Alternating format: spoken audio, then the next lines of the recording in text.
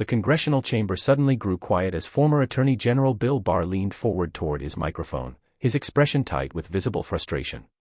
"Representative Crockett," he snapped, his voice slicing through the heavy silence, "what you just said is completely untrue.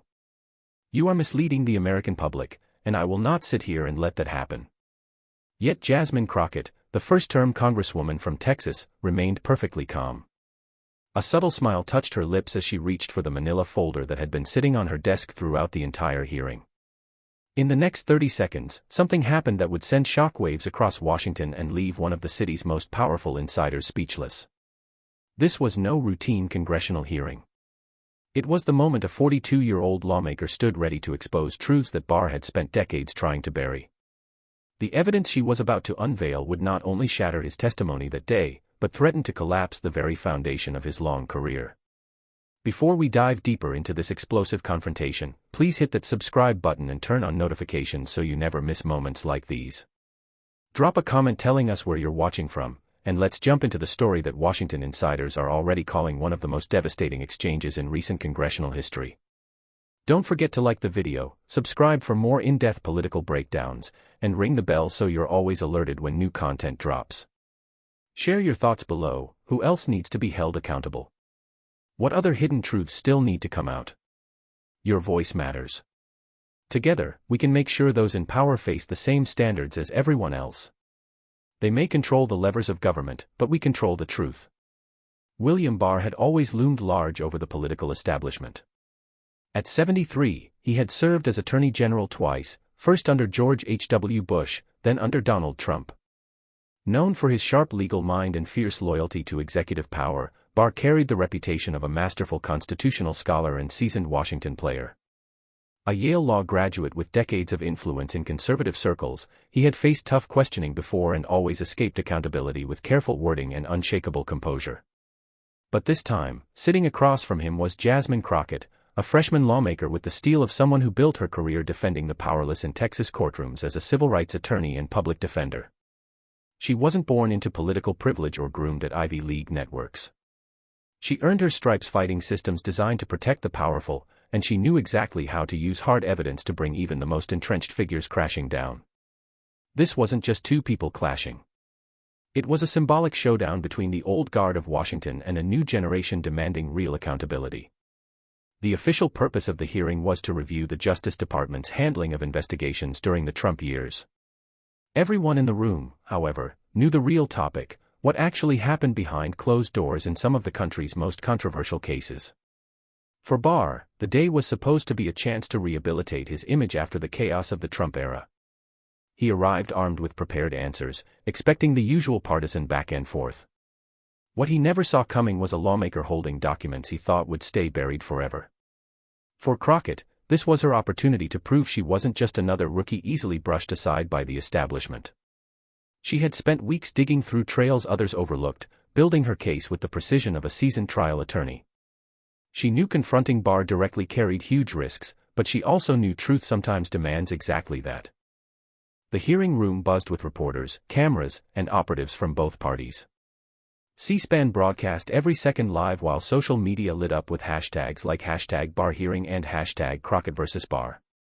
Everyone felt something big was coming, few realized just how explosive it would actually be. For the first hour, everything moved predictably. Barr deflected questions with his familiar evasions. "I don't recall that specific conversation," giving himself just enough wiggle room to avoid real accountability. Then it was Crockett's turn. She leaned calmly into her microphone. "Mr. Barr," she began, her voice steady and confident, "in previous testimony you claimed you had no knowledge of any pressure placed on prosecutors in the Roger Stone case. Do you stand by that today?" Barr shifted slightly in his seat, answering in his usual measured tone. "Representative, as I've stated repeatedly, decisions in that case were guided solely by prosecutorial judgment and the pursuit of justice." "Interesting," Crockett replied coolly, sliding a single sheet from her folder. "Because I have here an email dated February 11, 2020, sent by the lead prosecutor in the Stone case. Would you like me to read it aloud?" Barr's face tightened, though he held his composure. "I'm not sure which email you're referring to. There were many communications at the time." Crockett didn't blink. "This one states, and I quote, the Attorney General's office has made it clear the sentencing recommendation must be reduced. This direction is coming from the top. Does that refresh your memory, Mr. Barr? His jaw clenched. Representative, you're taking those words out of context. The department routinely reviews sentencing recommendations. Out of context? Crockett fired back. 4 career prosecutors withdrew from that case, Mr. Barr. 4. They weren't political appointees, they were professionals who served under both Republican and Democratic administrations. Are you telling this committee their resignations were just coincidence? The room went dead silent except for the rapid clicking of camera shutters. Barr drew a slow breath, searching for an escape. Representative Crockett, I recognize you're new to Congress, but these kinds of accusations without proper foundation are simply inaccurate. Crockett cut him off, her voice rising just enough to command attention. I'm not making accusations. I'm reading directly from documents submitted to this committee by your own former colleagues. Are you suggesting they're lying? That was the moment Barr made his fatal mistake. Perhaps irritated, perhaps overconfident, perhaps believing his authority was still untouchable, he leaned hard into the microphone and delivered the line that would come to define his downfall. Representative Crockett, what you're doing here is exactly what I would expect from someone with your limited experience. You're misrepresenting facts, fabricating evidence for political points, and frankly, it's beneath the dignity of this chamber. Gasps echoed from the gallery. Democrats on the panel looked stunned, Republicans shifted uncomfortably. Before the chairman could fully regain control, Crockett raised a calm hand. Mr. Barr, she said evenly, did you just accuse me of lying? Are you suggesting I fabricated evidence? Realizing he had crossed a line but refusing to back down, Barr doubled down. I'm saying what you're presenting misrepresents the facts, and yes, I believe you know that. If that makes you a liar, then so be it. The room exploded. The chairman pounded his gavel repeatedly, calling for order. Crockett, however, never lost her composure. That faint smile returned as she reached for a second, much thicker folder. When she opened it, nearby members could see official Justice Department seals and signatures staring back. Mr. Chairman, she announced, loud enough for everyone to hear, I request a brief recess. It appears Mr. Barr needs time to reconsider his words, especially once he sees what I'm about to introduce. The chairman, sensing history in the making, didn't hesitate. The committee will recess for 15 minutes, he declared, bringing the gavel down once more. As members stood and stretched, the real drama unfolded at the witness table. Barr's attorney rushed over, whispering urgently. Concerned Republicans huddled around him. Across the aisle, Democrats gathered near Crockett, yet she showed no celebration, only calm focus as she organized her documents for the next round. In the press section, reporters hammered out breaking alerts. Headlines flashed instantly, Barr accuses Representative Crockett of lying in explosive hearing. Social media erupted with #BarMeltdown and #CrockettHasReceipts. Cable networks cut into regular programming to replay the exchange. But the clearest sign of trouble ahead was Barr himself. The man who had walked in full of confidence now sat pale and slumped, shuffling papers with trembling hands while his attorney spoke rapidly in his ear. Meanwhile, Crockett stood quietly by a window overlooking the Washington Monument. An aide handed her a phone, she glanced at the screen, nodded once, and returned to her materials, no theatrics, just laser-focused preparation. Whispers swept the chamber. Veteran reporters compared notes, she has whistleblower memos. No, deleted emails. Whatever it is, it's huge. One longtime observer muttered, I've never seen Barr look like this. When the hearing resumed, the atmosphere had completely transformed. What started as routine oversight had become must-see political theater, carried live on every major network. Face to face with Barr once more, Crockett began, her tone controlled yet unmistakable in its authority. Before the break, you accused me of lying and inventing evidence. I'm giving you one opportunity to retract that statement. Barr, clearly coached during recess, answered more carefully, though tension lined his face. Representative, I stand by my assertion that your characterization is inaccurate and misleading. Crockett nodded once. Very well. Mr. Chairman, I move to enter into the record a series of documents that will clarify exactly who has been misleading this committee. She lifted the thick folder, cameras flashed like lightning. Let's start with this, she said, placing the first page on the desk. A memo dated January 30, 2020, from your personal files, Mr. Barr. According to Justice Department retention rules, it should have been preserved, yet it never appeared in the official record. Shall I read it? Barr's attorney jumped in. Mr. Chairman, we haven't had time to review these alleged documents. Crockett didn't miss a beat. They were obtained legally through FOIA requests and whistleblower disclosures, and they bear Mr. Barr's own signature, unless he's now claiming someone else signs his memos. The chairman turned to Barr. Do you dispute the authenticity of your signature? Barr was trapped. Deny it, and forensic analysis would prove him wrong. Accept it, and the document stood. I would need to review it first, he said cautiously. An aide delivered a copy. Every eye watched as Barr scanned the page, his face visibly draining of color. While Mr. Barr reviews, Crockett continued, addressing the nation, let me read what it says in his own handwriting, spoke with POTUS about Stone sentencing. Must be handled delicately. Need to reduce without appearing to intervene directly. The chamber erupted, lawmakers shouting over one another, reporters yelling questions, the gavel banging uselessly. But Crockett wasn't finished. For the next 10 minutes she laid document after document on the record, text messages with White House officials about controlling the Mueller report narrative, emails directing staff to align with the president's positions, even an audio clip where Barr's voice said, I don't care what the career prosecutors think, this is what must happen. With each revelation, Barr seemed to shrink further into his chair. His attorney stopped objecting, every interruption only amplified the damage. Finally Crockett looked straight at him. You called me a liar, Mr. Barr. Yet every document I've presented today carries your signature, your words, or your direct approval. So tell us again, who exactly is lying to the American people? Barr's response came weak and hollow. Representative, these documents are being taken out of context.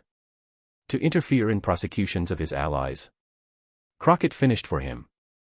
To use the Justice Department as his personal law firm. Because that's precisely what these records prove. And here's the worst part, every one of these documents was created after you sat in this very room and swore under oath that no interference occurred.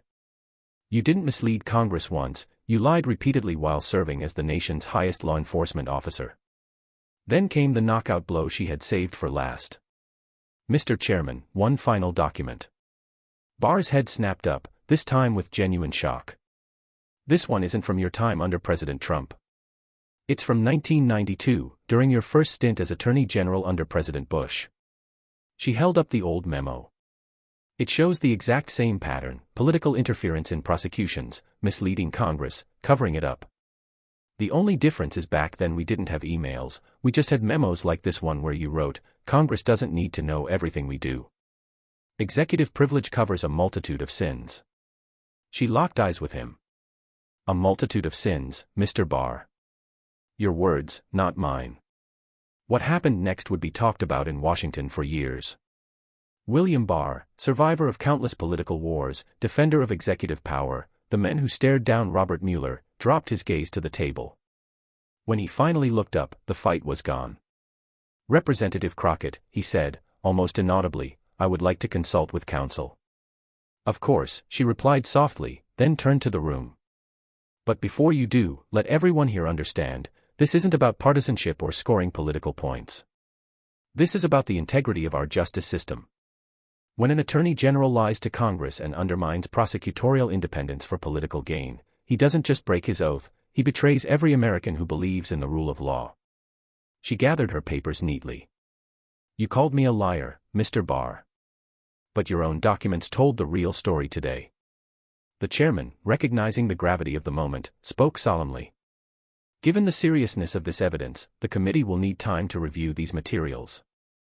Mr. Barr, you remain under oath and will be recalled. This hearing is recessed until further notice. The gavel fell. Chaos followed, reporters surging forward, Barr's security hustling him out a side exit, his head down. Crockett stayed seated for a moment, exhaling once, then stood to face the cameras with quiet confidence. The documents speak for themselves, she told the press. The American people deserved the truth, and today they got it. Within minutes, social media exploded.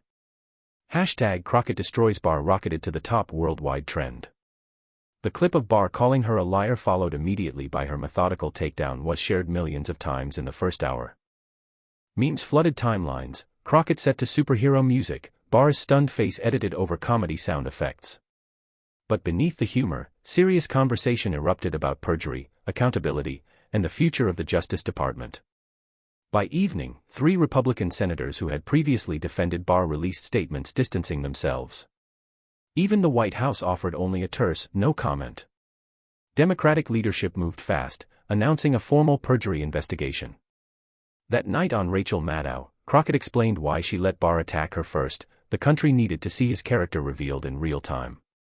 If I had just dropped the documents, it would have been dismissed as politics. When he called a black woman who spent years as a public defender a liar, while he was the one hiding the truth, that moment did more than any file ever could. Her calm, masterful interview added another 1 million followers overnight.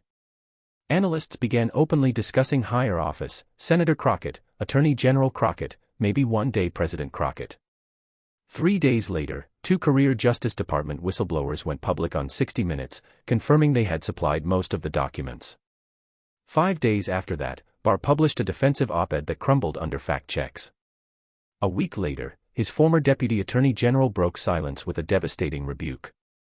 6 weeks after the hearing, the Justice Department announced a criminal investigation into William Barr for perjury and obstruction of Congress, appointing a widely respected special prosecutor.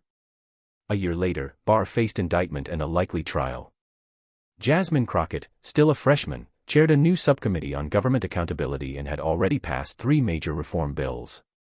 The Crockett Protocols for document preservation and whistleblower protection became standard across federal agencies. The hearing is now taught in law schools and political science courses as the defining example of how preparation, evidence, and courage can bring down even the most powerful figures in American life. It proved that no one, no matter how long they've held power, no matter how many administrations they've served, is above the law when someone is willing to do the work and stand firm. Jasmine Crockett walked in underestimated. She walked out a legend. And William Barr? He walked out a warning to every public official who ever thought the truth could stay buried forever. Because in the end, truth, backed by evidence and delivered without fear, always wins.